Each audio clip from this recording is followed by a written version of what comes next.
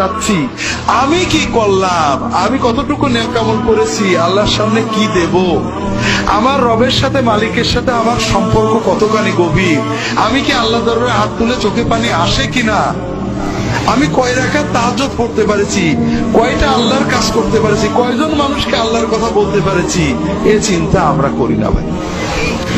এই ছেলে মেয়ের চিন্তা করতে করতে, বউর চিন্তা করতে করতে জীবন শেষ হয়ে গেল। মরার পরে বউ আর আমার কথা মনে রাখবে না, রাখবে ভাই? এক বেলা না খেয়েও থাকবে না, আমার লাশ পড়ে থাকবে, তারা খাবে, ঠিক না ভাই? নিজের জন্য চিন্তা করা হলো না। একটু সময় পেলে পরের দোষ না চিন্তা করি, নিজেরটা চিন্তা করি ভাই, যে কি করলাম, কতটুকু নেক আমল আল্লাহর জন্য করেছি, কতটা কয় রাকাত নামাজ বুঝে পড়ছি, কয়টা দোয়া আল্লাহর কাছে চোখের পানি দিয়ে করতে পেরেছি, কয়জন মানুষকে আল্লাহর পথে ডাকতে পেরেছি, এইটা চিন্তা করি।